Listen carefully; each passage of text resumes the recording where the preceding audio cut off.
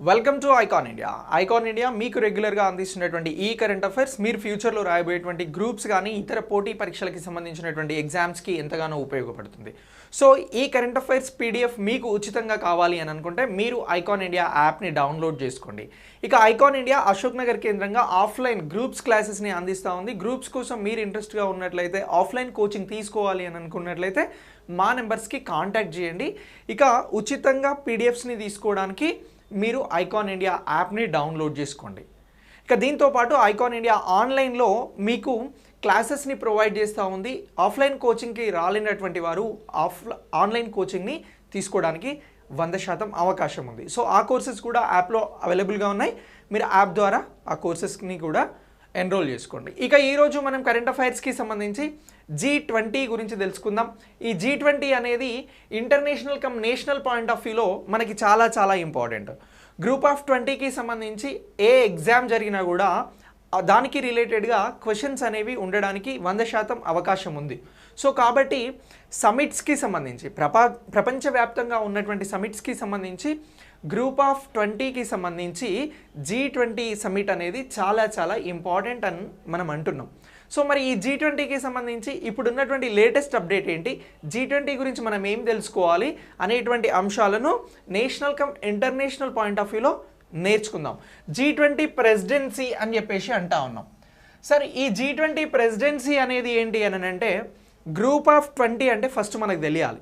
So group of 20 అంటే ఇందులో మొత్తం 20 సభ్య దేశాలు ఉంటాయి.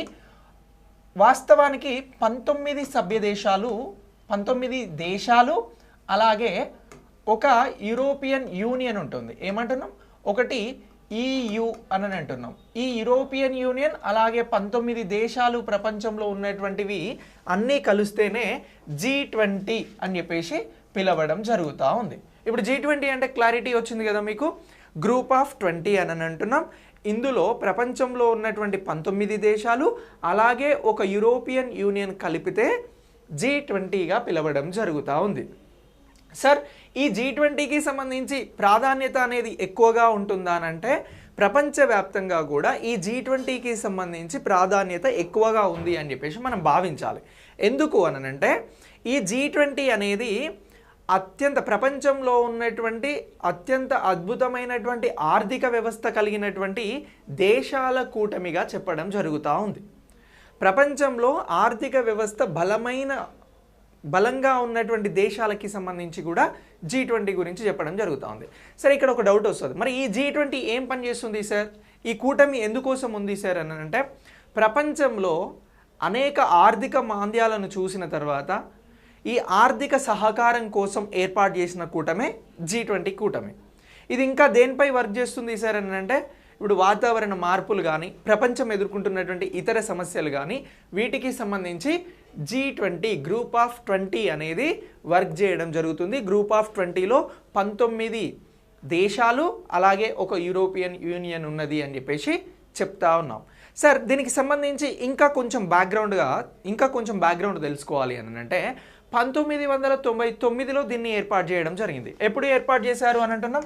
1999లో దీన్ని ఏర్పాటు చేశారు అని అంటున్నాం. కానీ దీని కార్యకలాపాలను G20కి సంబంధించినటువంటి సమావేశాలను ఎప్పటి నుంచి ప్రారంభించారు అని అంటే 2008 నుంచి ప్రారంభించడం జరిగింది. ఓకేనా? ఇలా గ్రూప్ ఆఫ్ 20కి సంబంధించి బేసిక్ ఇన్ఫర్మేషన్ని మీరు గుర్తుంచుకోండి. సో ఇప్పుడు ఏంటి అని అంటే ఈ G20కి సంబంధించి కరెంట్ అఫైర్స్లో G20 ప్రెసిడెన్సీ అని అంటున్నాం. సరే, అసలు ఏంటి ఈ G20కి సంబంధించినటువంటి ప్రెసిడెన్సీ అని అంటే మొత్తం ఇందులో 19 దేశాలు ఒక యూరోపియన్ యూనియన్ ఉంది కదా, ఇవి ప్రతి సంవత్సరం కూడా ఈ G20కి సంబంధించి ఒక దేశం అధ్యక్ష బాధ్యతలను నిర్వహించడం జరుగుతూ ఉంది. దాన్నే G20 ప్రెసిడెన్సీ అని అంటున్నాం. Very simple. సో ఇలా G20కి సంబంధించినటువంటి ప్రెసిడెన్సీ ఈ 2022లో ఏ దేశం నిర్వహిస్తూ ఉంది అని అంటే ఇండోనేషియా నిర్వహించడం జరుగుతూ ఉంది. ఏ దేశం అంటున్నాం? ఇండోనేషియా అనేది నిర్వహించడం జరుగుతూ ఉంది. మరి నెక్స్ట్ ఇప్పుడు ఇండోనేషియా నిర్వహిస్తుంది కదా 2022 అని అంటున్నాం. 2023లో ఈ బాధ్యతలను ఎవరు నిర్వహించబోతా ఉన్నారు అని అంటే ఇండియా నిర్వహించబోతా ఉంది. ఎవరు నిర్వహిస్తున్నారు అని అంటున్నాం? ఇండియా అనేది 2023లో G20 కూటమికి సంబంధించి ప్రెసిడెన్సీని నిర్వహిస్తూ ఉంది. సరే ఎప్పుడో 2023లో నిర్వహిస్తున్నటువంటి G20 సమావేశాలకి సంబంధించి ఇండియా బాధ్యతలు చేపడుతుంది. ఇప్పుడు ఇది కరెంట్ అఫైర్స్లో మనకి ఎలా ఇంపార్టెంట్ అంటే దీనికి సంబంధించి G20 ప్రెసిడెన్సీకి సంబంధించి క్యాబినెట్ అప్రూవల్ అనేది రావడం జరిగింది ప్రెసిడెన్సీకి సంబంధించి. ఎలా అంటున్నాం, G20కి సంబంధించి 2023లో ప్రెసిడెన్సీ అధ్యక్షత బాధ్యతలు తీసుకోవడం, అలాగే G20కి సంబంధించి భారత్ అనేది అధ్యక్షత బాధ్యతలు నిర్వహించబోతుంది కాబట్టి దానికి సంబంధించినటువంటి ఒక సెక్రటరేట్, దాన్ని సచివాలయం అని అంటున్నాం. దీని ఏర్పాటుకి సంబంధించి ఇప్పుడు ఏం చేసినారు అని అంటే భారత్ క్యాబినెట్ అనేది ఆమోదించడం జరిగింది. G20కి సంబంధించినటువంటి ప్రెసిడెంట్ బాధ్యతలను భారత ప్రభుత్వం నిర్వహించేందుకు, భారతదేశం అధ్యక్షత బాధ్యతలను చేపట్టేందుకు, G20కి అవసరమైనటువంటి సెక్రటరేట్ను ఏర్పాటు చేసేందుకు భారతదేశంలో ఉన్నటువంటి కేంద్ర క్యాబినెట్ అనేది నిర్ణయం తీసుకోవడం జరిగింది. సార్ కేంద్ర క్యాబినెట్ దీనికి సంబంధించి ఆమోదం తెలిపింది అంటున్నాం. దానికి సంబంధం ఏంది అని అంటే భారతదేశంలో అమలు చేయబడేటువంటి ఏవైతే అంశాలు ఉంటాయో కీలకమైన అంశాలకి సంబంధించి క్యాబినెట్ అప్రూవల్ అనేది అవసరం. సో అలా ఇప్పుడు ప్రపంచ దేశాలకి వేదిక కాబోతున్నటువంటి G20కి సంబంధించి ఇప్పుడు భారత్ అనే దానికి సంబంధించి కీలకమైన అంశం కాబట్టి దీనిపైన క్యాబినెట్ అప్రూవల్ వచ్చింది అని చెప్తున్నాం. సో ఇలా ఇది కరెంట్ అఫైర్స్లో మనకి ఇంపార్టెంట్ ఇష్యూ అని అంటున్నాం. సో దీనికోసం ఇప్పుడు ఏం చేస్తున్నారు అని అంటే భారతదేశంలో ఒక సెక్రటరేట్ను ఏర్పాటు చేయబోతున్నారు 2023లో జరిగేటువంటి ప్రెసిడెన్సీ బాధ్యతల కోసం. ఓకే, ఇక దీంతో పాటు భారతదేశం ఈ రాబోయే G20 ప్రెసిడెన్సీని నడిపించడానికి అవసరమైన మొత్తం విధాన నిర్ణయాలు, ఫ్రేమ్వర్క్స్ ఏదైతే ఉంటాయో 2023లో G20 ఏ సమావేశాలు నిర్వహించాలి, ఎప్పుడు నిర్వహించాలి, ఆ సమావేశాలకు ఎవరు హాజరవుతారు, వారికి సంబంధించినటువంటి ఏర్పాట్లు, దానికి సంబంధించినటువంటి ఎజెండా, సమీక్ష, ద్వైపాక్షిక ఒప్పందాలు, G20 జరిగినప్పుడు త్రైపాక్షిక ఒప్పందాలు, ఇలాంటివన్నింటికి సంబంధించిన ఫ్రేమ్వర్క్ ఏదైతే ఉంటుందో దానికి సంబంధించిన ఏర్పాట్లు బాధ్యతను కూడా ఇప్పుడు ఇది బాధ్యత వహించాల్సి ఉంటుంది భారతదేశం దీనికి సంబంధించి. ఓకే, ఇక ఈ G20కి సంబంధించి భారతదేశం December 1, 2022 నుంచి 30 November 2023 వరకు కూడా అధ్యక్షత పదవిని కలిగి ఉంటుంది అని అంటున్నాం. సార్ మీరు 23లో బాధ్యత నిర్వహిస్తుంది అని అంటున్నాం. కానీ ఇక్కడ ఏమంటున్నాము అని అంటే ప్రతి సంవత్సరం కూడా ఒక దేశం నుంచి మరొక దేశానికి, అంటే మీకు ఎగ్జాంపుల్ చెప్తాను. ఇప్పుడు 2022కి సంబంధించి ఎవరు అధ్యక్షునిగా ఉన్నారు అని అంటే ఇండోనేషియా ఉన్నారు G20కి అని చెప్పాం. ఇంతకు ముందు ఎవరున్నారు ఇండోనేషియా కంటే ముందు అని అంటే ఇటలీ ఉన్నారు. ఎవరు ఉన్నారు అని అంటున్నాం, ఇక్కడ 2022 అని రాసుకోండి, ఇటలీ ఉంది. ఎవరు ఉన్నారు అని అంటున్నాం, ఇటలీ అనేది 2021లో G20కి సంబంధించి అధ్యక్షునిగా ఉంది. ఓకేనా, మరి ఈ ఇటలీకి సంబంధించినటువంటి అధ్యక్షత బాధ్యతలు అనేది ఇటీవల ఇండోనేషియాకి రావడం జరిగింది. ఎప్పుడు వచ్చాయి అని అంటే December 1, 2021 రావడం జరిగింది. మళ్ళీ డిసెంబర్ 1న భారత్కి 2022 ట్రాన్స్ఫర్ అవుతాయి. భారత్ నుంచి మళ్ళీ 2023 డిసెంబర్కి వేరే వాళ్ళకి ట్రాన్స్ఫర్ అవుతాయి. సో ఇలా ఈ G20కి సంబంధించినటువంటి ప్రెసిడెన్సీ గురించి మనం గుర్తుంచుకోవాలి. G20కి సంబంధించినటువంటి ప్రెసిడెన్సీ అనేది ఒక దేశానికి ఎప్పుడు బదిలీ అవుతుంది అన్నప్పుడు మనం దాన్ని December 1కి ఎవ్రీ ఇయర్ December 1కి అని చెప్పేసి గుర్తుంచుకుంటే సరిపోతుంది. సో ఇలా అడగవచ్చు 2021, 22, 23 సంవత్సరాలకి సంబంధించి ఎవరెవరు G20కి సంబంధించినటువంటి బాధ్యతలు, ఏ దేశాలు ప్రెసిడెన్సీ బాధ్యతలను నిర్వహించాయి అని అడగవచ్చు. 2021 అని అంటే మనం ఎవరి గురించి చెప్పాలి అని అంటే ఇటలీ గురించి చెప్పాలి. 2022 అన్నప్పుడు ఎవరి గురించి చెప్పాలి అని అంటే ఇండోనేషియా గురించి చెప్పాలి. 2023 అన్నప్పుడు భారత్ గురించి చెప్పాలి. ఒకవేళ ఇంతకంటే ముందుకెళ్ళి అడిగితే 2020లో ఎవరు నిర్వహించారు అంటే సౌదీ అరేబియా అని చెప్పాలి. 2019లో ఎవరు అని అంటే జపాన్. సో మరి మొదటి సమావేశం 2008లో జరిగింది అని అన్నాం కదా, ఎక్కడ జరిగింది సరే అంటే వాషింగ్టన్ డీసీలో జరిగింది, USA. సో ఇలా ఈ G20 అనేటువంటి సమావేశాలని గురించి కూడా ఇలా అప్డేట్ చేసుకోవాల్సి ఉంటుంది. ఇక ప్రెసిడెంట్స్ రూల్ అనేది మాత్రం దీనికి సంబంధించి December 1న ఇతర దేశాలకి బదిలీ అవుద్ది అని అంటున్నాం.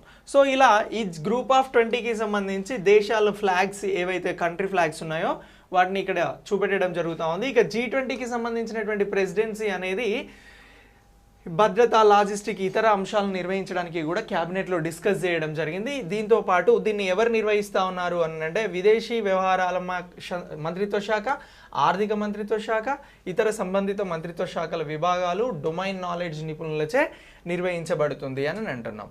ఇక ఈ సచివాలయం ఇప్పుడు G20 కోసం భారతదేశంలో ఒక సెక్రటరీని G20 కోసం ప్రత్యేకంగా ఏర్పాటు చేస్తున్నారు కదా.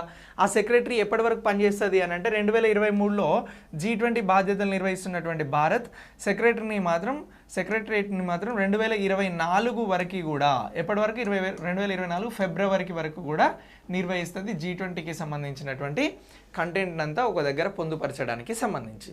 సో దీనికి సంబంధించి ఏ శాఖలు నిర్వహిస్తూ ఉంది అని అంటే G20ని విదేశీ వ్యవహారాల మంత్రిత్వ శాఖ, ఆర్థిక వ్యవహారాల మంత్రిత్వ శాఖ, ఇవన్నీ కూడా ఇతర మంత్రిత్వ శాఖలు, ఇంధన మంత్రిత్వ శాఖ, అలాగే పర్యాటక మంత్రిత్వ శాఖ ప్రపంచ దేశాలకి సంబంధించినటువంటి అన్ని అంశాలను పెంపొందించేందుకు ప్రాధాన్యత ఇస్తున్నటువంటిదే ఈ గ్రూప్ ఆఫ్ 20.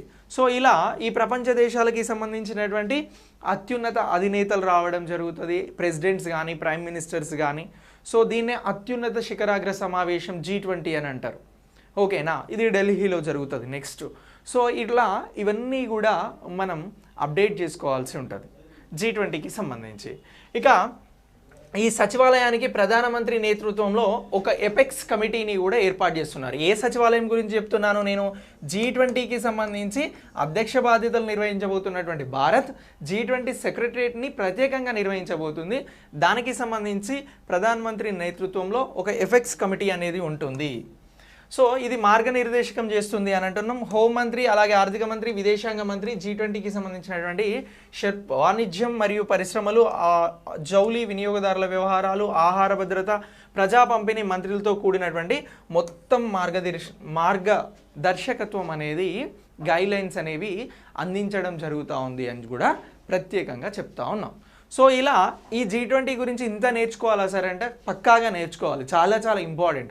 ఇంటర్నేషనల్ సమ్మిట్స్కి సంబంధించి ఖచ్చితంగా ప్రశ్నలు ఉంటాయి. అది ఏ రూపకంగా ఉన్నా కూడా G20, షాంఘై కోఆపరేషన్, బ్రిక్స్, అలాగే ఇతర కూటమిలో ఆసియా కూటమి, క్వాడ్, ఇటీవల వచ్చినటువంటి క్వాడ్. సో ఇలా వీటన్నింటినీ గురించి కూడా మనం అప్డేట్ అవ్వాల్సి ఉంటుంది. సో ఇక దీంతో పాటు G20కి సంబంధించినటువంటి ఇతర అంశాలను పర్యవేక్షించడానికి ఈ ఎపెక్స్ కమిటీ అనేది ప్రత్యేకంగా కోఆర్డినేషన్ కమిటీని కూడా ఏర్పాటు చేస్తూ ఉంది.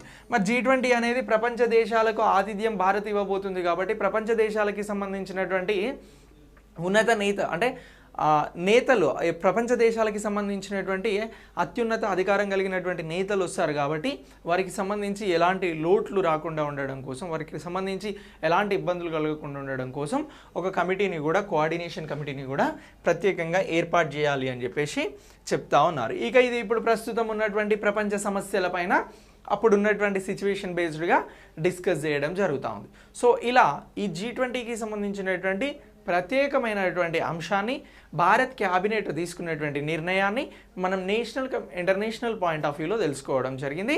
చాలా చాలా ఇంపార్టెంట్, ఎగ్జామ్లో క్వశ్చన్స్ ఉంటాయి. సో అది ఏ రకంగా వచ్చినా కూడా మనం ఈ ప్రాథమిక సమాచారం అనేది మనకు ఉపయోగపడుతుంది. Okay, right. ఇక దీని తర్వాత నెక్స్ట్ అంతర్జాతీయ వర్క్షాప్ అనేది జరిగింది. సరే, అంతర్జాతీయంగా చాలా దేశాలు ఉన్నాయి. అలాంటి దేశాలకి సంబంధించిన వర్క్షాప్ కాకుండా భారత్తో పాటు మరో 2 దేశాలు కలిసి ఈ వర్క్షాప్ని నిర్వహించాయి. దేనికి సంబంధించి అని అంటే సముద్రంలో ఏర్పడుతున్నటువంటి కాలుష్యాన్ని నివారించేందుకు. ఏమంటున్నాం?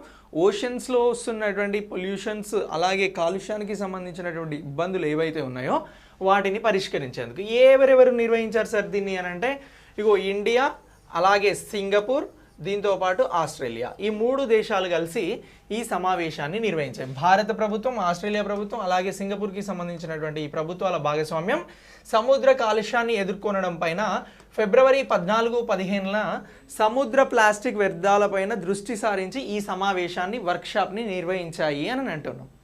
ఇటీవల సముద్ర కాలుష్యానికి సంబంధించి, సముద్రాలలో ప్లాస్టిక్ నివారణకి సంబంధించి ఏ దేశాలు వర్క్షాప్ని నిర్వహించాయి అని అడుగుతారు. మనం అప్డేట్ కాకపోతే ఆన్సర్ చేయలేం. మనం అప్డేట్ అయితే ఈజీగా ఆన్సర్ చేయగలుగుతాం. ఏ దేశాలు నిర్వహించాలంటే ఇప్పుడు మీకు తెలుసు, భారత్, సింగపూర్, ఆస్ట్రేలియా. సో ఇటీవల దీనికి ఇంటర్లింక్గా చెప్తున్నాను, నేను ప్రీవియస్ క్లాస్లో దానికి సంబంధించిన ఇన్డెప్త్ మీకు క్లాస్ని కూడా ఇవ్వడం జరిగింది. వన్ ఓషన్ సమిట్ అనేది జరిగింది అని అన్నాం. ఎందుకు? సముద్రాలని పరిరక్షించుకునేందుకు.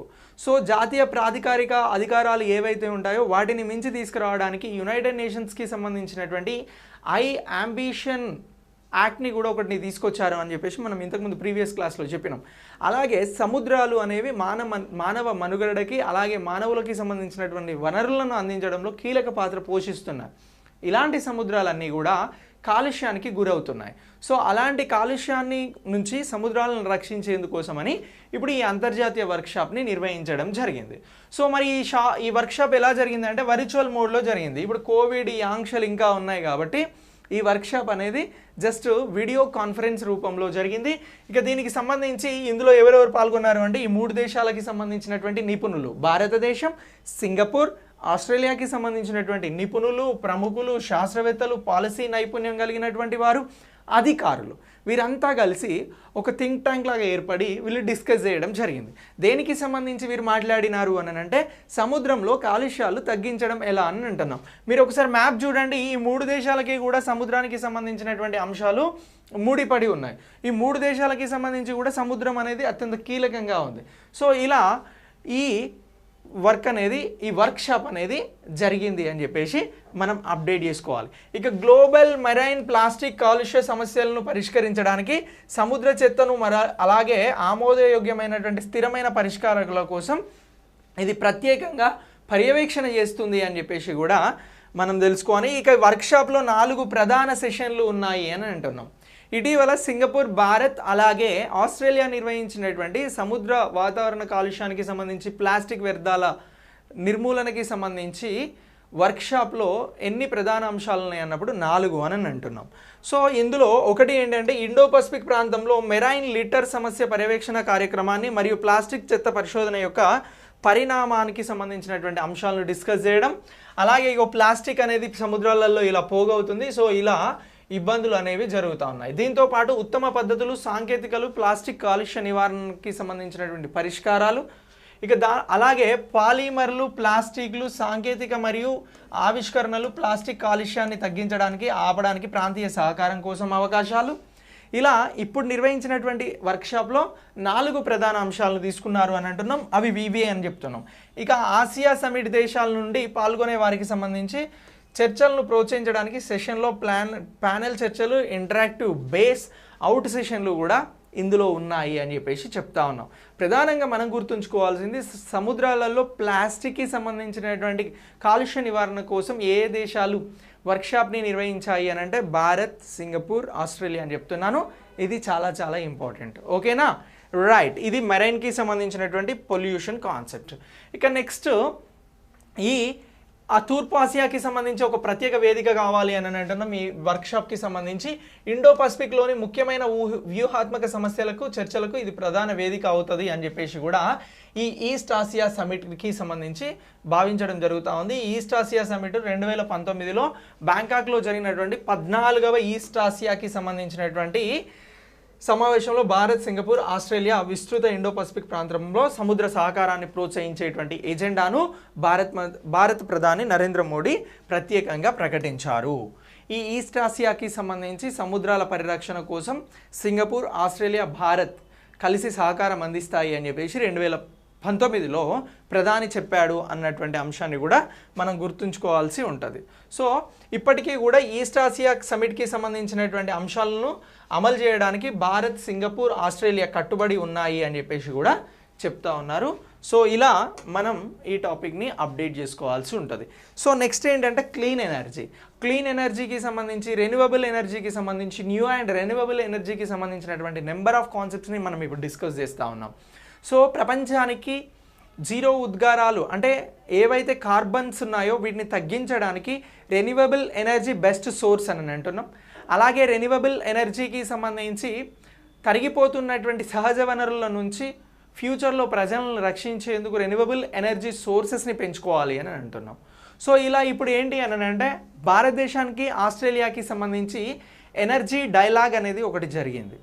సో మరి ఈ శక్తి డైలాగ్కి సంబంధించి ఏం జరిగింది అనేది ఒకసారి తెలుసుకుందాం. ఇది కూడా వర్చువల్ మీట్ ద్వైపాక్షిక సంబంధాలకి సంబంధించినటువంటి అంశం. ఏమంటున్నాం? ద్వైపాక్షిక సంబంధాలకి సంబంధించిన అంశం అని అంటున్నాం. సో ఈ ద్వైపాక్షిక అంశాలు ఏవైతే ఉన్నాయో వీటికి సంబంధించి బైలాటరల్ అని అంటున్నాం. ఈ బైలాటరల్గా జరిగేటువంటి సమిట్స్ అలాగే సమావేశాలు ఒప్పందాల గురించి కూడా మనం ప్రత్యేకంగా ప్రిపేర్ అవ్వాల్సి ఉంటుంది. రాయబోయేటువంటి గ్రూప్స్ కానీ అలాగే యూపీఎస్సీ కానీ ఇతర పోటీ పరీక్షలకి సంబంధించి ఇవి చాలా చాలా ఇంపార్టెంట్. కరెంట్ అఫైర్స్లో చాలా క్లియర్గా అడుగుతారు జాతీయ అంతర్జాతీయ కరెంట్ అఫైర్స్ అని. ఇప్పుడు మోస్ట్ ఆఫ్ ద టాపిక్స్ మనం ఏం డిస్కస్ చేస్తున్నాము అని అంటే జాతీయ అంతర్జాతీయ అంశాలకు సంబంధించినటువంటి టాపిక్స్నే డిస్కస్ చేయడం జరుగుతూ ఉంది. సో కాబట్టి ఇప్పుడు ఎనర్జీ డైలాగ్ ఇది ఆస్ట్రేలియా కమ్ భారత్ నిర్వహించాయి అని చెప్పేసి అంటా ఉన్నాం. మరి విద్యుత్ మరియు న్యూ రెన్యూవబుల్ ఎనర్జీ కొత్త పునరుత్పాదక శక్తి వనరులకి సంబంధించి ఆర్కే సింగ్ ఎవరు అని అంటే ఈయన భారతదేశానికి సంబంధించినటువంటి మంత్రి. ఏ మంత్రి? విద్యుత్ అండ్ న్యూ రెన్యూవబుల్ ఎనర్జీకి సంబంధించినటువంటి మినిస్టరే ఆర్కే సింగ్ గారు. ఇతనికి అలాగే ఆస్ట్రేలియా నుంచి ఉన్నటువంటి విద్యుత్ శాఖ మంత్రి అంగస్ టైలర్కి సంబంధించి ఈ ఎనర్జీ ట్రాన్సిషన్ డైలాగ్ అనేది ప్రధాన చర్చనీయాంశంగా సాగింది అని అంటున్నాం. సో మరి ఈ డిస్కషన్లో ఈ డైలాగ్లో ఏంటి అని అంటే ఎనర్జీ ట్రాన్సిషన్ అనేది దానిని గురించి డిస్కస్ చేసినారు అని అంటున్నాం. ఇక 4వ భారతదేశం ఆస్ట్రేలియా ఎనర్జీ డైలాగ్ కూడా ఇది అని చెప్పేసి చెప్పాలి. ఇటీవల 2022లో జరిగినటువంటి ఆస్ట్రేలియా భారత్కి సంబంధించినటువంటి ఎనర్జీ డైలాగ్ ఎన్నవది అని అడుగుతారు ఎగ్జామ్లో. వెరీ సింపుల్, 4th మీటింగ్ అని చెప్పేసి చెప్తే మీకు ఆన్సర్కి రైట్ మార్క్స్ రావడానికి అవకాశం ఉంటుంది. ఇక ఇందులో శక్తి సామర్థ్యం, ఎలక్ట్రిక్ వెహికల్స్, క్లిష్టమైన ఖనిజాలు, వీటితో పాటు మైనింగ్పై దృష్టి సారించడం, ఇలా వీటన్నింటికి సంబంధించి కూడా శక్తి పరివర్తన కార్యక్రమాలను గురించి డిస్కస్ చేయడం జరిగింది ఆస్ట్రేలియా అండ్ భారత్. ఓకే, ఇక దీంతో పాటు భారత్ మరియు ఆస్ట్రేలియాకి సంబంధించి నూతన పునరుత్పాదక ఇంధన సాంకేతిక పైన లెటర్ ఆఫ్ ఇంటెంట్ పై కూడా సంతకం చేశారు. దేనిని? లెటర్ ఆఫ్ ఇంటెంట్ అనే దానిపైన ఏ దేశాలు సంతకం చేశాయి? న్యూ రెన్యూవబుల్ ఎనర్జీ కానీ ఎగ్జామ్లో అడగొచ్చు. అడిగినప్పుడు మనం ఆన్సర్ ఏం చెప్పాలి? భారత్ ఆస్ట్రేలియా అని చెప్పాలి. ఓకేనా? సో ఇలా ఇది అంతా కూడా మనకి ఇంపార్టెంట్ అని అంటున్నాం. ఇక ఇంధన మంత్రులు ఇద్దరు కూడా తమ తమ దేశాలలో కొనసాగుతున్నటువంటి ఇంధన పరివర్తన కార్యక్రమాలపైన డిస్కస్ చేసినారు అని అంటున్నాం. అంటే ఈ పునరుత్పాదక శక్తి వనరులకి సంబంధించి రెన్యూవబుల్ ఎనర్జీకి సంబంధించి జరుగుతున్నటువంటి డెవలప్మెంట్స్ పైన వీరు డిస్కస్ చేశారు అనేది ఇక్కడ ప్రత్యేకంగా మనం మాట్లాడడం జరుగుతూ ఉంది. ఇక అభివృద్ధి చెందుతున్నటువంటి దేశాల శక్తి పరివర్తన లక్ష్యాలను చేరుకోవడం కోసం భారత్ ద్వారా క్లైమేట్ ఫైనాన్స్ని కూడా హైలైట్ చేయబడింది. భారత్ ఏం చేస్తూ ఉంది? క్లైమేట్ ఫైనాన్స్ అవుతూ ఉంది. ఎందుకు? ఈ రెన్యూవబుల్ ఎనర్జీకి సంబంధించినటువంటి అంశాలను ప్రోత్సహించేందుకు. ఇక దీంతో పాటు ఈ క్లైమేట్ ఫైనాన్స్ ద్వారా జీరో కార్బన్ ఉద్గారాలను చేరుకునేందుకు కూడా ప్రయత్నం చేస్తూ ఉంది. ఇక ఎనర్జీ డైలాగ్ కింద 5 జాయింట్ వర్కింగ్ గ్రూపులను ఇప్పటి వరకు ఏర్పాటు చేశారు. వాటికి సంబంధించి నూతన శక్తి మరియు పునరుత్పాదక శక్తి, బొగ్గు గనులు, క్లిష్టమైన ఖనిజాలు, ఆయిల్ అండ్ మరియు గ్యాస్. సో ఇవన్నీ కూడా ఈ జాయింట్ వర్కింగ్ గ్రూపులుగా ఉన్నాయి అని చెప్పేసి గుర్తుంచుకోవాలి. నెక్స్ట్ ఏంటంటే స్కీమ్స్. సో మనం బడ్జెట్లో వస్తున్నటువంటి స్కీమ్స్ కానీ స్కీమ్స్పై వస్తున్నటువంటి అప్డేట్స్ కానీ ఎగ్జామినేషన్లో బాగా ప్రిపేర్ అవ్వాల్సి ఉంటుంది. సో ఒక స్కీమ్ గురించి నేర్చుకుంటే అది ఎకానమీలో మనకు ఉపయోగపడుతుంది, కరెంట్ అఫైర్స్లో ఉపయోగపడుతుంది. సో ఎందుకు అని అంటే స్కీమ్స్కి సంబంధించి నెంబర్ ఆఫ్ అప్డేట్స్ ఉంటాయి. ఒక స్కీమ్ లాంచ్ చేసినప్పుడు దానికి సంబంధించి కరెంట్ ఇష్యూస్ ఉంటాయి. ఆ స్కీమ్స్ జనాల్లోకి వెళ్ళి దానికి సంబంధించి బెనిఫిట్స్ పొందుతున్నప్పుడు దానికి సంబంధించినటువంటి క్యాలిక్యులేషన్స్ ఉంటాయి. అలాగే ఆ స్కీమ్స్కి సంబంధించినటువంటి లబ్ధిదారులు, ఇంప్లిమెంటేషన్స్, అమలు చేస్తున్నటువంటి రాష్ట్రాలు, ఇలా స్కీమ్స్ అనేవి మనకి 2 రకాలుగా ఉపయోగపడతాయి. ఎకానమీ పాయింట్ ఆఫ్ వ్యూ అంటున్నాం, అలాగే current affairs point of view అని అంటున్నాం. సో ఇలా దీనిని మనం అప్డేట్ చేసుకోవాల్సి ఉంటుంది. సో సౌర విద్యుత్కరణకి సంబంధించినటువంటి స్కీమే సౌభాగ్య పథకం అని అంటున్నాం. ఏం పథకం అని అంటున్నాం? సౌభాగ్య పథకం అని అంటున్నాం. సో ఈ పిఎం సౌభాగ్య పథకం ఏదైతే ఉందో దీనికి సంబంధించి లోక్సభ దీనిలో ఒక డేటాను ఇవ్వడం జరిగింది. సో ఇప్పుడు సౌభాగ్య పథకం ఎలా అమలవుతుంది ఏంటి అని చెప్పేసి, మరి ఈ సౌభాగ్య పథకం కింద సౌర విద్యుత్కరణ పథకంలో భాగంగా రాజస్థాన్ అగ్రస్థానంలో ఉంది అని అంటున్నాం. సౌభాగ్య పథకంలో ఏ రాష్ట్రం అగ్రస్థానంలో ఉంది అని చెప్పేసి ఎగ్జామ్లో అడగొచ్చు. అడిగినప్పుడు మన ఆన్సర్ ఏముండాలి అని అంటే ఇప్పటి వరకు ఉన్నటువంటి డేటా ప్రకారం రాజస్థాన్ అనేది ఉంది అని అంటున్నాం. మరి ఈ రాజస్థాన్కి సంబంధించి సౌర ఆధారిత స్వతంత్ర వ్యవస్థ ద్వారా అత్యధిక సంఖ్యలో గృహాలు అనేవి విద్యుత్తీకరించబడ్డాయి అని అంటున్నాం. రాజస్థాన్లో ఉన్నటువంటి చాలా గ్రామాలలో చాలా ఇల్లు ఈ సోలార్కి సంబంధించినటువంటి ప్యానెల్స్ ద్వారా పవర్ని అందిస్తున్నాయి అని అంటున్నాం. ఇలా టాప్లో ఉన్నటువంటి దేశంలో టాప్లో ఉన్నటువంటి రాష్ట్రం ఏది అని అంటే రాజస్థాన్ అని చెప్పేసి అంటున్నాం.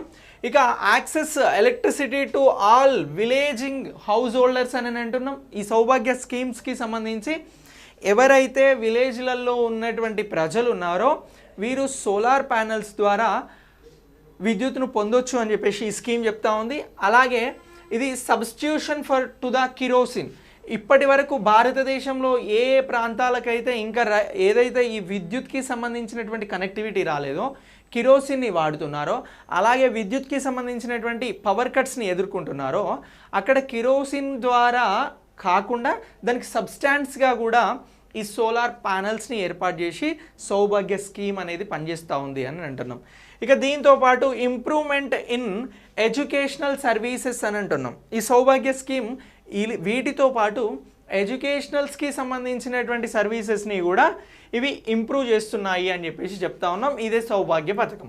సార్ మరి ఈ సౌభాగ్య పథకం కింద గత ఏడాది మార్చి 31 వరకు 2.817 కోట్ల గృహాలకి సౌర విద్యుత్ ఆధారిత స్వతంత్ర వ్యవస్థలను ఏర్పాటు చేయడం జరిగింది అని అంటున్నాం. ఇక దీంతో పాటు గృహాలకేమో 2.817 కోట్లకి ఇప్పటి వరకు సౌభాగ్య స్కీమ్ అనేది అమలవుతుంది అని అంటున్నాం. ఇక స్వతంత్ర వ్యవస్థల ద్వారా సౌభాగ్య స్కీమ్ కాకుండా ఇతర వ్యవస్థల ద్వారా అందులో ప్రైవేట్ ఉండొచ్చు, ఇంకా ఇతర వ్యవస్థల ద్వారా 4.16 లక్షల మంది సహా విద్యుత్తీకరణ జరిగింది అని అంటున్నాం. ఓకేనా. టాప్లో ఉన్నది మాత్రం రాజస్థాన్ అంటున్నాం. మరి రాజస్థాన్లో ఎన్ని గృహాలకి ఇది అందించబడింది అని అంటే 1,23,682 గృహాలకి ఇప్పటి వరకు సౌభాగ్య స్కీమ్ కింద విద్యుత్ అనేది అందించడం జరుగుతూ ఉంది. ఇక రాజస్థాన్ తర్వాత ఏ రాష్ట్రం ఉందయ్యా అని అంటే ఛత్తీస్గఢ్ ఉంది. ఛత్తీస్గఢ్ తర్వాత ఉత్తరప్రదేశ్ ఉంది.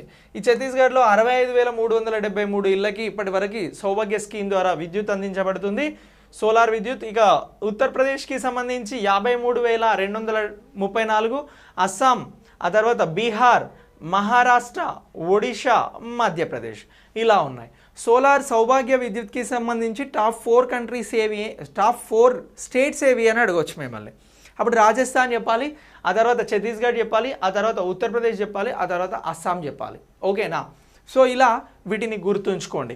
ఇక దీని తర్వాత దేశంలో ప్రతి గ్రామం అలాగే ప్రతి జిల్లాను కూడా కవర్ చేసేటువంటి సార్వత్రిక గృహ విద్యుత్తీకరణ సాధించడానికి ప్రధానమంత్రి 25 సెప్టెంబర్ 2015 సౌభాగ్య పథకాన్ని ప్రారంభించారు. మనకు ఒక డౌట్ ఉంటుంది కదా, ఒక పథకం స్టార్ట్ అయినప్పుడు అసలు ఇది ఎప్పుడు స్టార్ట్ అయింది అని. అలా ఇది 2017లో స్టార్ట్ అయింది సెప్టెంబర్ 25న. ఎవరు ప్రారంభించారు? ప్రైమ్ మినిస్టర్ మోడీ గారు ప్రారంభించారు. అదే సౌభాగ్య స్కీమ్. ఓకేనా. దీన్ని ఇంకా ఏమంటున్నామనంటే ప్రధాన్ మంత్రి సహజ బిజ్లీ హర్ ఘర్ యోజన సౌభాగ్య అని అంటున్నాం. ఏమంటున్నాం? ప్రధాన్ మంత్రి సహజ్ బిజ్లీ ఘర్ యోజన, అదే సౌభాగ్య. సహజ్ బిజ్లీ హర్ ఘర్ యోజన, హర్ అలాగే ఘర్, వై అంటే యోజన. సో ఇలా ఈ సౌభాగ్య స్కీమ్ గురించి గుర్తుంచుకోవాలి. సౌభాగ్య స్కీమ్ని విస్తరించండి, దీనికి సంబంధించినటువంటి అబ్రివేషన్ ఏంటి అని అడిగినప్పుడు మన సమాధానం ఏముండాలి అని అంటే ప్రధాన్ మంత్రి సహజ్ బిజ్లీ హర్ ఘర్ యోజన అని చెప్పేసి గుర్తుంచుకుంటే సరిపోతుంది. అలా కూడా 1 మార్క్ వస్తుంది, క్వశ్చన్ అట్లా వస్తాయి. ఓకే. ఇక దీని తర్వాత నెక్స్ట్ ఏంటంటే నేషనల్ హెల్త్ అథారిటీ అని అంటున్నాం. ఈ నేషనల్ హెల్త్ అథారిటీ అనేది నేషనల్ హెల్త్ ఏజెన్సీకి ఒక వారసుడు లాంటిది అని చెప్పాలి. ఇప్పుడు మనం దీన్ని ఏం చేస్తున్నాము అని అంటే ఈ నేషనల్ హెల్త్ అథారిటీ అనేది ఏం చేస్తుంది అని అంటే ఇది కేంద్ర ఆరోగ్య మంత్రిత్వ శాఖ పరిధిలో ఉంది.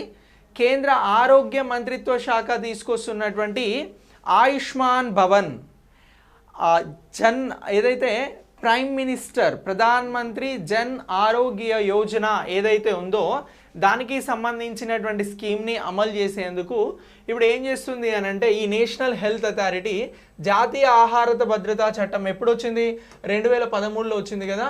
సో ఈ వచ్చినటువంటి నేషనల్ ఫుడ్ సెక్యూరిటీ యాక్ట్కి సంబంధించినటువంటి పోర్టల్లో సామాజిక ఆర్థిక కుల గణనకి సంబంధించి ఏమంటున్నాం సోషియో ఎకనామిక్ క్యాస్ట్ సెన్సెస్ ఏదైతే ఉందో దానికి సంబంధించి 2011 లబ్ధిదారుల డేటాను అనుసంధానం చేయడానికి ప్రయత్నం చేస్తూ ఉంది.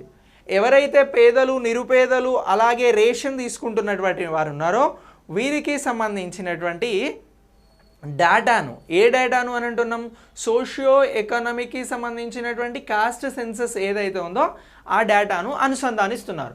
దీంతో జాతీయ ఆరోగ్య అథారిటీకి సంబంధించి ఇప్పుడు ఈ పని చేస్తూ ఉంది అని అంటున్నాం. ఈ డేటాను ఎక్కడి నుంచి తీసుకుంటున్నాం నేషనల్ ఫుడ్ ఏదైతే ఉందో దానికి సంబంధించి సెక్యూరిటీ యాక్ట్ ఉంది. యాక్ట్ అనేది వచ్చింది దీనికి సంబంధించి 2011 డేటా దీని దగ్గర ఉంది.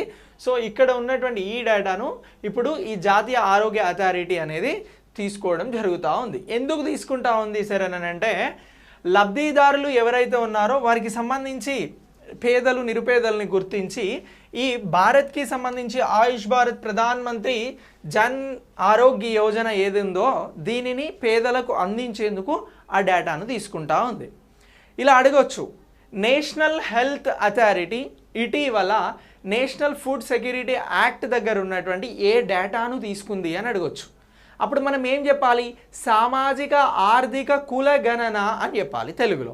ఇంగ్లీష్లో ఏమంటున్నాం సోషియో ఎకనామిక్ అలాగే సోషియో ఎకనామిక్ కాస్ట్ సెన్సెస్ అని చెప్పేసి అంటున్నాం. ఇది ఏ ఇయర్ని బేస్ చేసుకున్నటువంటి డేటా 2011లో జరిగినటువంటి జనాభా లెక్కలకి సంబంధించినటువంటి డేటా. ఎందుకు అనంటే ఆయుష్ భారత్ ప్రధాన్ మంత్రి జన్ ఆరోగ్య యోజనను అద్భుతంగా అమలు చేయడం కోసం దీన్ని తీసుకుంటుంది. ఈ డేటా అనేది తప్పనిసరి అయ్యింది అని చెప్పేసి జాతీయ ఆరోగ్య అథారిటీ నేషనల్ హెల్త్ అథారిటీ అనేది చెప్పడం జరుగుతూ ఉంది.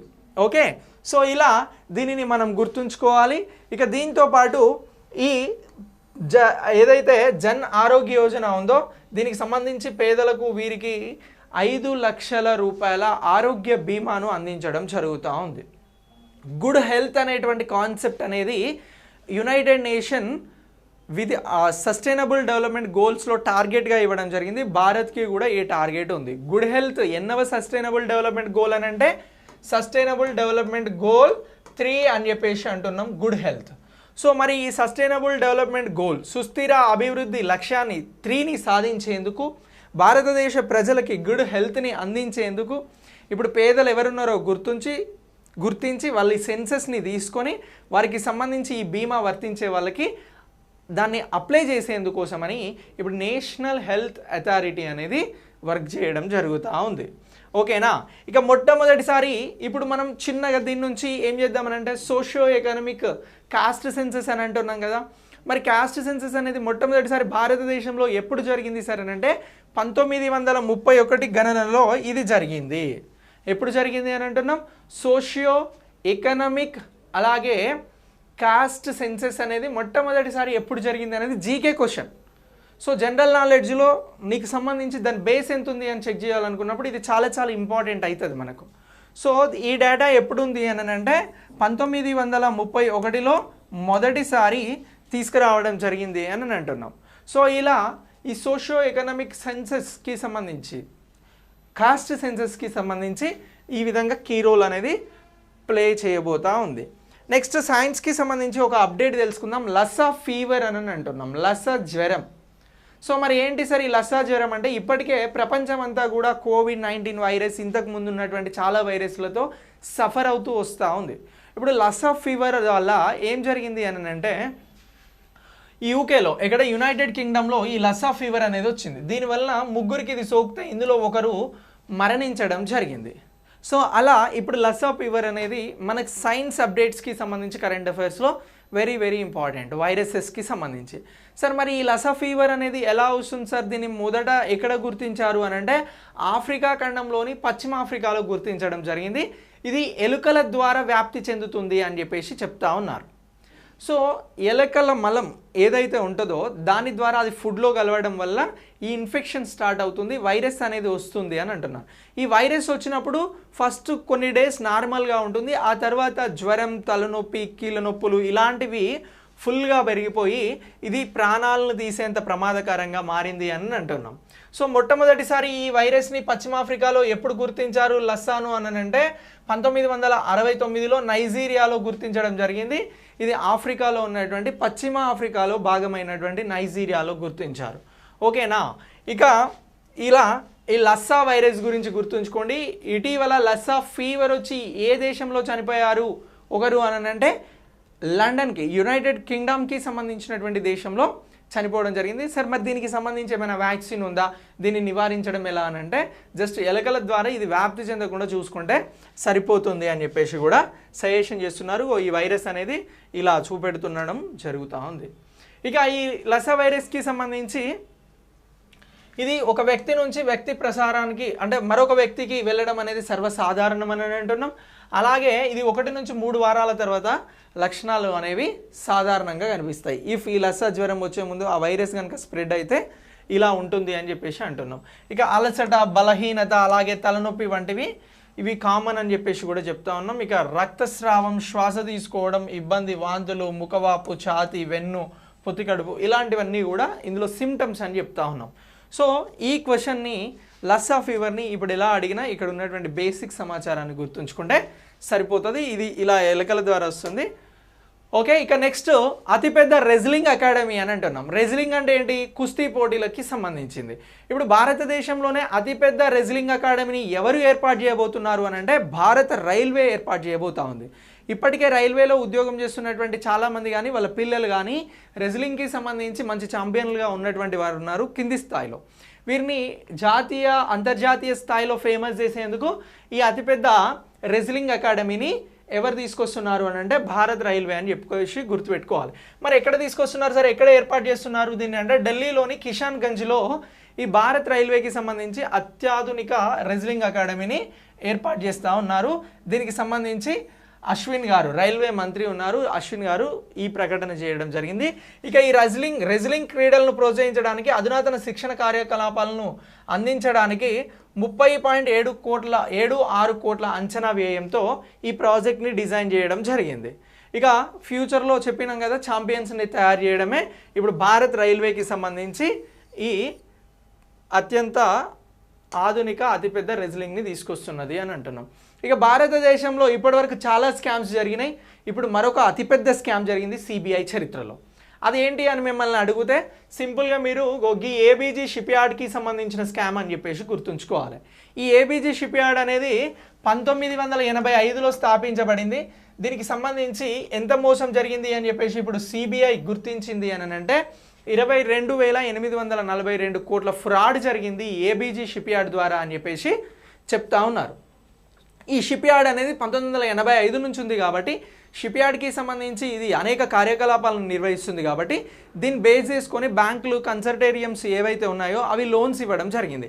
ఎవరెవరు ఎంత లోన్ ఇచ్చినారు అని అంటే ఐసిఐసి బ్యాంక్ ఇందులో ఎక్కువ మొత్తం ఇవ్వడం జరిగింది. 7,089 కోట్లు ఐసిఐసి బ్యాంక్ ఇచ్చింది. ఐడిబిఐ బ్యాంక్ ఏమో 3,639 కోట్లు, స్టేట్ బ్యాంక్ నుంచి ఒక 2,929 కోట్లు, బ్యాంక్ ఆఫ్ బరోడా నుంచి 1,614 కోట్లు, అలాగే పంజాబ్ బ్యాంక్ నుంచి 1,244 కోట్ల రూపాయల మొత్తం కూడా ఈ ఏజీబీ షిప్ యార్డ్ తీసుకొచ్చింది. ఈ షిప్ యార్డ్ ఇలా లోన్స్ తెచ్చి ఏం చేసింది అని అంటే షిప్ యార్డ్ కోసం వాడలే. ఈ షిప్ యార్డ్లో ఎవరైతే కీలక వ్యక్తులుగా బోర్డు అయితే ఉందో వారు వాళ్ళ వ్యక్తిగత కోసం వాడడం జరిగింది. అంటే నిధులను డైవర్ట్ చేశారు, నిధులను వీరు వేరే మార్గంలో మళ్లించి సొంత అవసరాలను తీర్చుకోవడం జరిగింది. సో ఇలా ఇప్పుడు సిబిఐ అనేది దీనిని గుర్తించడం జరిగింది. ఇక దీనికి సంబంధించి 2012-17 కాలంలో ఉన్నటువంటి అతిపెద్ద మోసం, బ్యాంక్ మోసంగా కూడా దీన్ని పరిగణించడం జరుగుతూ ఉంది. ఇలా 2012 నుంచి 2015 వరకు ఉన్నటువంటి అన్ని అంశాలపైన దర్యాప్తు జరుపుతున్నారు. ఇక ఈ ఎఫ్ఐఆర్లో ఫస్ట్ ఇన్వెస్టిగేషన్ రిపోర్ట్లో ఏం చేసినారు అని అంటే ఏజీబీ షిప్ యార్డ్కి సంబంధించినటువంటి సిఎండి రిషి అగర్వాల్ అని ఉన్నాడు. సో ఇతని పేరుని కూడా నమోదు చేయడం జరిగింది. ఇలా ఈ షిప్ యార్డ్లో మోసం జరిగింది. ఇటీవల అతిపెద్ద బ్యాంక్ స్కామ్ దేంట్లో జరిగింది అని కరెంట్ ఎకానమీ పాయింట్ ఆఫ్ వ్యూలో మిమ్మల్ని అడిగితే ఏబీజీ షిప్ యార్డ్ అని చెప్పేసి గుర్తుంచుకోవాలి. ఏబీజీ, అది నేను రాంగ్ పలికినట్లున్నాను, జస్ట్ మీరు అది సరి చేసుకోండి. ఓకే, నెక్స్ట్ పౌర గగనతలంలో డ్రోన్లు అని అంటున్నాం. సరే, ఈ డ్రోన్లకి సంబంధించి అతిపెద్ద ఆంక్షలు అనేవి ఉన్నాయి ప్రపంచ దేశాలలో. సో వీటి వలన ఇతర అటాక్స్ అంటే టెర్రరిస్ట్ అటాక్స్ జరగవచ్చు అని చెప్పేసి భారత్తో పాటు ప్రపంచంలోని చాలా దేశాలు కూడా డ్రోన్ల పైన నిషేధం విధిస్తున్నాయి. సో మరి ఇలా డ్రోన్స్కి సంబంధించినటువంటి నిషేధం ఇలా ఉంటే ఇప్పుడు ఇజ్రాయెల్ ఏం చేసిందనంటే ఏదైతే విమానాలు వెళ్ళేటువంటి గగనతలంలో డ్రోన్స్లను అలో చేయనటువంటి ప్రపంచ దేశాలతో పోలిస్తే ఇజ్రాయెల్ ఇప్పుడు పౌర గగనతలంలో డ్రోన్స్ వెళ్ళొచ్చు అని చెప్పేసి పర్మిషన్ ఇచ్చింది. ఎందుకంటే వాళ్ళ దగ్గర అలాంటి టెక్నాలజీ ఉంది. ఆ కాన్ఫిడెన్స్ తోటి ఇప్పుడు ఈ పౌర గగనతలంలో డ్రోన్ విమానాలను అనుమతించిన మొట్టమొదటి దేశం ఏది ప్రపంచంలో అని అంటే ఇజ్రాయెల్ అని చెప్పేసి గుర్తుంచుకోవాల్సి ఉంటుంది. ఈ ఇజ్రాయెల్ సివిల్ ఏవియేషన్ అథారిటీ ఏదైతే ఉందో, ప్రతి దేశానికి కూడా సివిల్ ఏవియేషన్ అథారిటీ అనేది ఉంటుందండి. సో ఇప్పుడు భారత్కి కూడా director of civil aviation authority అనేది ఉంది. ఇది పౌర విమానయాన సేవలకి సంబంధించినటువంటి పర్మిషన్స్ కానీ ఈ డ్రోన్స్కి సంబంధించినటువంటి వాటిని గురించి చెప్పడం జరుగుతూ ఉంది. సో డ్రోన్స్ అంటే ఏంటి అని అంటే వెరీ సింపుల్, మనుషులు లేకుండా వెళ్ళేటువంటివి, మనుషులు లేకుండా చాలా కార్యకలాపాలు చేసేటువంటివే ఈ డ్రోన్స్గా చెప్పడం జరుగుతూ ఉంది. సో ఇక ఈ స్టార్లైనర్ అనేటువంటి మానవ రహిత వ్యవస్థకి సంబంధించి దీనికి సంబంధించి ఈ పర్మిషన్స్ అనేది ఇవ్వడం జరిగింది. ఇక Elbit systems Israeli defence electronics company తయారు చేసి దీనిని అభివృద్ధి చేసింది. సో ఇప్పుడు ఈ డ్రోన్స్లో మనుషులు ఉండరు. ఇవి వ్యవసాయంలో కానీ ఇతర అవసరాల కోసం కానీ ఏదైనా మాస్ పబ్లిక్ మీటింగ్స్ జరిగినప్పుడు కానీ పర్యవేక్షించడానికి ఇవి బాగా పనిచేస్తాయి అని అంటున్నాం. ఏమంటున్నాం? వ్యవసాయం, పర్యావరణం, ప్రజా సంక్షేమం, ఆర్థిక కార్యకలాపాలు అలాగే నేరాలకి వ్యతిరేకంగా పనిచేయడంలో ఈ యుఏవీలు పనిచేస్తాయి అని చెప్పేసి అంటా ఉన్నాం. ఓకే, యుఏవి అంటే ఏంటి? యుఏవి అనేది ఏంటి? అన్మాన్డ్ ఎయిర్కి సంబంధించినటువంటి వెహికల్, ఎయిర్లైన్స్ వెహికల్ అని అంటున్నాం. ఇక భద్రతా కారణాల దృష్ట్యా ఈ అంతర్జాతీయ విమాన నిబంధనలు గగనతలంలో ప్రయాణించకుండా ధృవీకరించాలని కూడా ఈ విమానాలను నిషేధిస్తూ ఉన్నారు ఇతర దేశాలు. ఇప్పుడు ఈ హెర్మెస్ స్టార్లైనర్ అనేది మానవ రహిత వ్యవస్థకి సంబంధించినటువంటిది. ఈ హెర్మెస్ స్టార్లైనర్ 17 మీటర్ల రెక్కలు. ఇక్కడ మనం బిఫోర్లో ఈ ఇమేజ్ చూపెట్టినాం కదా, ఇగో ఇది. సో ఇది ఏం చేస్తున్నాము అని అంటే ఇది ఒక 17 మీటర్ల రెక్కలతో అలాగే 1.6 టన్ను బరువుతో ఉంటుంది అని అంటున్నాం. అదే హెర్మెస్ స్టార్లైనర్. ఆ హెర్మెస్ స్టార్లైనర్ని మరొకసారి చూడండి మీరు, ఓకేనా? సో ఇలా ఉంటుంది. ఇందులో మనుషులు ఎవరు ఉండరు, అది డ్రోన్ అని అంటున్నాం. ఇది దాదాపు 7600 మీటర్ల ఎత్తులో 36 గంటల పాటు ఆకాశంలో ఎగురుతుంది అని అంటున్నాం. ఇక దీంతో పాటు 450 కిలోల ఎలక్ట్రో ఆప్టికల్ థర్మల్ రాడార్ ఇతర పేలోడ్లను కూడా ఇది మోయగలదు అని అంటున్నాం. ఓకేనా? అలాగే ఇది సరిహద్దు భద్రతను, ఉగ్రవాద వ్యతిరేక కార్యకలాపాలలో కూడా పాల్గొనగలదు, సామూహిక కార్యకలాపాలను కూడా సురక్షితంగా చేయగలదు అని చెప్పేసి ఈ మనం హెర్మెస్ స్టార్లైనర్ మానవ రహిత విమానం గురించి, వ్యవస్థ గురించి తెలుసుకుంటున్నాం. ఇది ఒక డ్రోన్ అని అంటున్నాం. సో ఇలా వీటికి ఇటీవల ఏ దేశం ప్రపంచంలో మొట్టమొదటిసారి అనుమతి ఇచ్చింది అని అంటే ఇజ్రాయెల్ అని అంటున్నాం. సో ఇజ్రాయెల్ ఇటీవల అనుమతి ఇచ్చినటువంటి మానవ రహిత డ్రోన్ ఏది అని అంటే హెర్మెస్ స్టార్లైనర్ అని అంటున్నాం. ఇది ఏ రంగాలలో పనిచేస్తుంది అని అంటే వ్యవసాయం, పర్యావరణం, మాస్ మీటింగ్స్కి సంబంధించినటువంటి భద్రత అలాగే సెక్యూరిటీస్కి సంబంధించినటువంటి అంశాలపైన పనిచేస్తుంది అని అంటున్నాం. సో ఇలా ఈ కరెంట్ అఫైర్స్ అనేది కూడా మనకు చాలా ఇంపార్టెంట్. మీకు నేషనల్, ఇంటర్నేషనల్, రీజనల్ అలాగే ఓషియన్స్, సమ్మిట్స్ వీటన్నింటికి సంబంధించి కూడా నెంబర్ ఆఫ్ టాపిక్స్ని డిస్కస్ చేయడం జరిగింది. వీటన్నింటినీ నోట్ డౌన్ చేసుకోండి. చాలా ఇంపార్టెంట్, ఎగ్జామ్స్లో అడుగుతూ ఉంటారు. Okay, thanks for watching.